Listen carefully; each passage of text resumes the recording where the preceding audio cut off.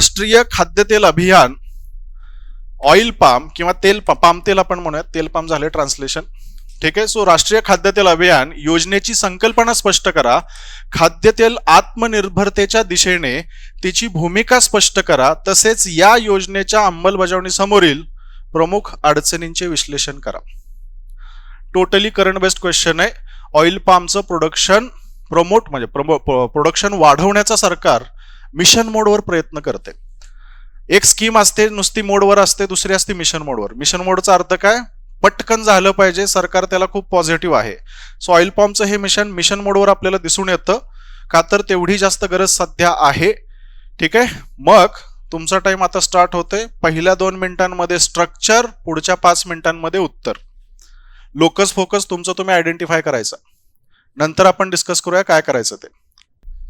National mission on edible oils, specifically palm oil किंवा oil palm आपण त्याला म्हणणार आहे. ठीक आहे. कोणत्या सिलेबसच्या टॉपिक मधून हा क्वेश्चन आलाय?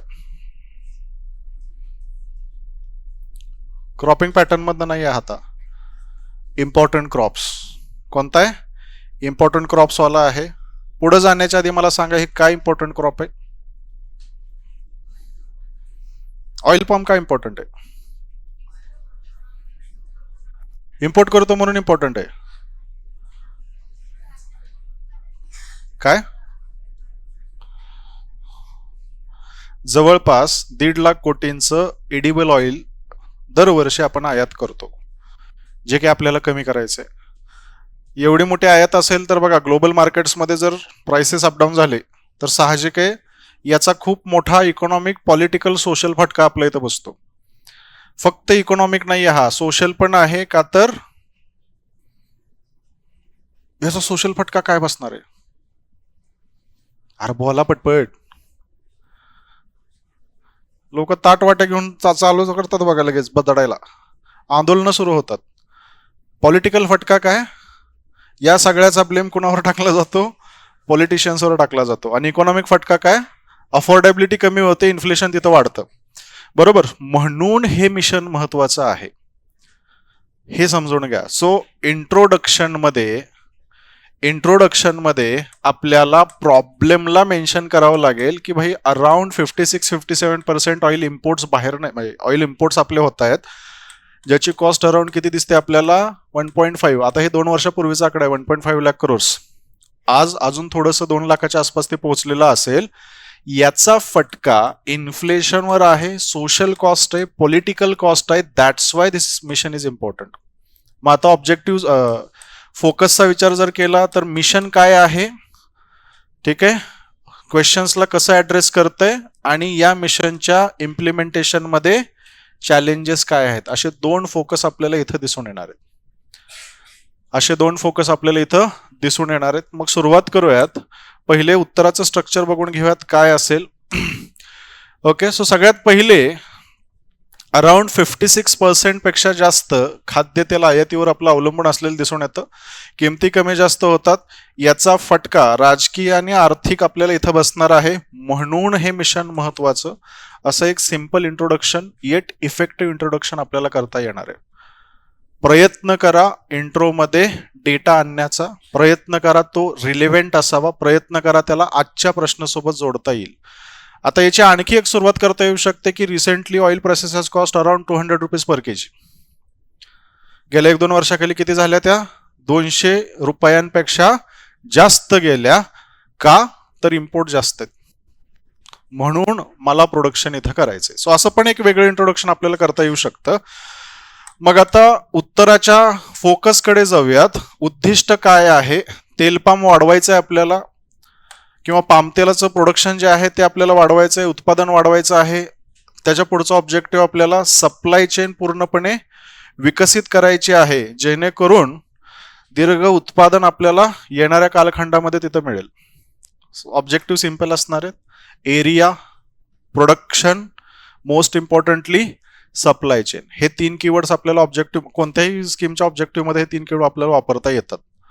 ॲग्रिकल्चरच्या कोणत्याही स्कीमच्या, प्रोडक्शनच्या स्कीम मध्ये आपल्याला हे 3च ऑब्जेक्टिव्ह वापरता येतात. ती स्कीम कशासाठी येते? एरिया वाढवण्यासाठी ती स्कीम कशासाठी येते, प्रोडक्शन वाढवण्यासाठी ती स्कीम कशासाठी येते, सप्लाय चेनला डेव्हलप करण्यासाठी येते.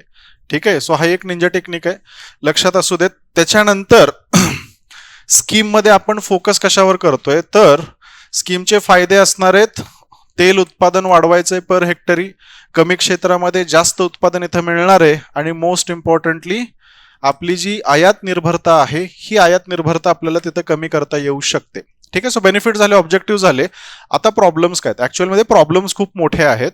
पहिला प्रॉब्लेम जो दिसतो आपल्याला तो त्याच्या कल्टिवेशनशी रिलेट करतो. जसं की ऑइल पामच्या किंवा पाम तेलाच्या उत्पादनासाठी पहिले 4 ते 5 वर्ष कसल्याही पद्धतीचं उत्पादन तिथं होत नाही, कारण झाड मोठं झाल्याशिवाय त्याला फळ लागणार नाही, आणि फळ लागल्याशिवाय आपल्याला तेलाचं उत्पादन तिथं घेता येणार नाही.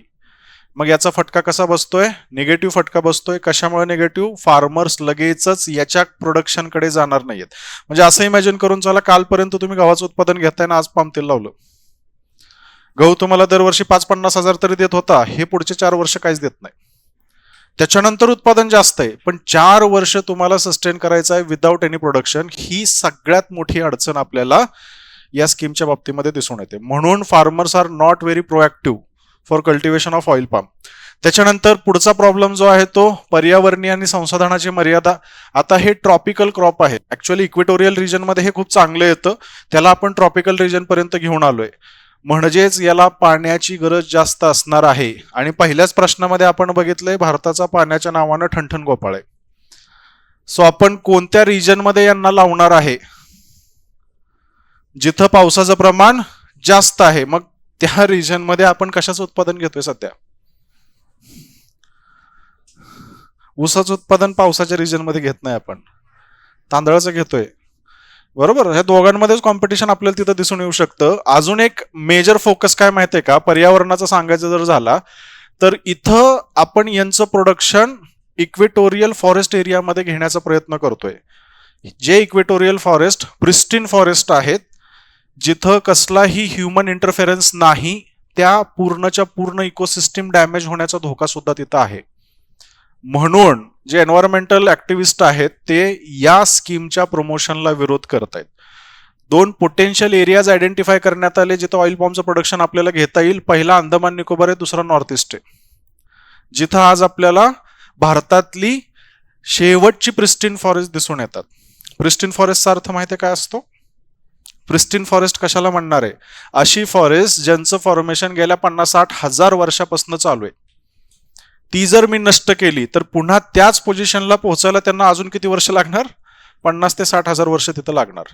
यांना आपण प्रिस्टीन फॉरेस्ट म्हणतो. यांचा लोकल इकोसिस्टीमवर, एकूण इकोसिस्टीमवर खूप मोठा रोल असतो. इकोसिस्टीम सर्व्हिसेस त्या महत्वाच्या असतात, त्यांना नष्ट करतोय आणि ऑइल पॉमचं प्रोडक्शन आपण तिथं करतोय. इथे एक केस स्टडी पण आहे. केस स्टडी अशी आहे की एशियन कंट्रीजमध्ये सगळं आपलं जे इक्वेटोरियल फॉरेस्ट आहे त्याला कट करण्यात, सगळं म्हणजे मेजॉरिटी इक्वेटोरियल फॉरेस्ट कट करण्यात आलं, ऑइल पॉमचं प्रोडक्शन तिथं सुरू केलं. आजची परिस्थिती आहे लोकल बायोडायव्हर्सिटी पूर्णपणे नष्ट होऊन गेलेली आहे, ज्याचा फटका त्यांच्या लोकल क्लायमॅटिक फॅक्टर्सला दिसतो. तशी भीती आपल्याला भारतामध्ये सुद्धा आहे, म्हणून एन्व्हायरमेंटल लॉसेस खूप जास्त आहे, म्हणून सुद्धा त्याला विरोध केला जातोय. पुढचा महत्वाचा आस्पेक्ट टेक्निकल आपल्याला सांगता येतो. अजून व्हॅल्यू सिस्टीम किंवा सप्लाय चेन जी आहे ती तयार झालेली नाहीये, प्रोसेसिंग इंडस्ट्री एक्झिस्ट करत नाहीये, आणि मार्केट एक्झिस्ट तिथं करत नाहीये. करायचं ठीक आहे, उत्पादन करूयात, पण केलेलं उत्पादन विकायचं कुणाला, हा एक मेजर प्रॉब्लेम आपल्याला दिसून येतो. त्या फळापासून तयार करणारे म्हणजे तेल तयार करणाऱ्या फॅक्टरीज तिथं मला दिसत नाहीयेत. हा पुढचा प्रॉब्लेम आपल्याला तिथं दिसून येणार आहे. म्हणून सुद्धा फार्मर लगेचच कल्टिवेशन कडे जात नाहीये. ठीक आहे. त्याच्यानंतर पुढच्या अडचणी सांगायच्या झाल्या तर चांगली रोपं मिळत नाहीयेत, गव्हर्नमेंटच्या विस्तार सेवा तिथं कमी पडतायत, विमा संरक्षणाविषयी क्लॅरिटी तिथं नाहीये, आणि शेतकरी संघटनांमध्ये पॉझिटिव्हिटी आपल्याला अजूनही दिसून येत नाहीये. सो ज्या लेवलवर प्रमोशन होणं गरजेचं आहे त्या लेवलवर हे प्रमोशन तिथं होत नाही. पण ही स्कीम गरजेची आहे, कारण 56% आपण काय करतोय, बाहेरच्या देशामधनं खाद्यतेल जे आहे ते मागवतोय. सो सक्सेसफुल होणं ती स्कीम काय आता गरजेचं आपल्याला सांगता येतं. बरोबर. सो हे झालं आपलं बॉडी. आता कन्क्लुजन मध्ये मी काय म्हटलं होतं, फ्युचर विषयी तुम्हाला लिहायचंय. मग या प्रश्नाचं फ्युचर आपल्याला काय लिहिता येऊ शकतं, या प्रश्नाला कसं कन्क्लूड आपल्याला करता येऊ शकतं. नीती आयोगाचा एक अहवाल आहे किंवा नीती आयोगाचं एक टार्गेट आहे. त्यांनी सांगितलंय भारतानं 2030 पर्यंत ऑइलच्या बाबतीमध्ये 70% सेल्फ सफिशियन्सी आणणं गरजेचं आहे. भारतानं 2030 पर्यंत एडिबल ऑइल्सच्या केसमध्ये किती पर्सेंट सेल्फ सफिशियन्सी आणायची आहे, 70%. म्हणजे आजचा जो 56%चा शेअर आहे हा रिड्यूस करून कितीपर्यंत घेऊन जायचा आहे, 30%. दोन्ही आलटून पालटून तिथं वापरता येतील. कुणी सांगितलंय, नीती आयोगानं सांगितलेलं आहे. मग हे करायचं असेल तर या प्रॉब्लेम्सवर काम करणं गरजेचं आहे. This will be our conclusion. जय हिंद, जय महाराष्ट्र. कन्झ्युमर प्रोटेक्शन कसं म्हणता येईल,